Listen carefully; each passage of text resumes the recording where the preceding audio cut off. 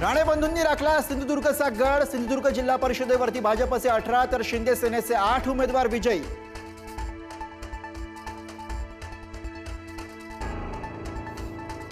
महाराष्ट्रात देवेंद्र फडणवीसांमुळे भाजपला मोठे यश, तर महाविकास आघाडीला जनतेने नाकारलं। महसूल मंत्री चंद्रशेखर बावनकुळे यांचा ठाकरेंना टोला।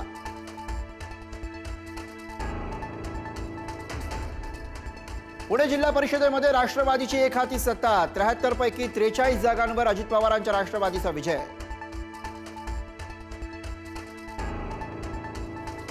सोलापूरच्या माळशिरसमध्ये आमदार राम सातपुतेंच्या पत्नी संस्कृती सातपुते भाजपकडनं विजयी। उत्तम जानकरांचे पुत्र जीवन जानकर पराभूत। खासदार धैर्यशील मोहिते पाटलांनाही धक्का।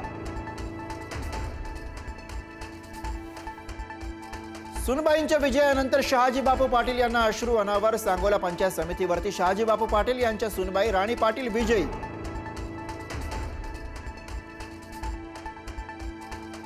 पुण्याच्या शिरूर तालुक्यातील कारेगावच्या माजी सरपंच निर्मला नवलेंना पराभवाचा धक्का। भाजपच्या मनीषा पाचगंगींनी चारली धूळ, तर सोशल मीडियावरती प्रचंड क्रेज असणाऱ्या निर्मला नवले होत्या राष्ट्रवादीच्या उमेदवार।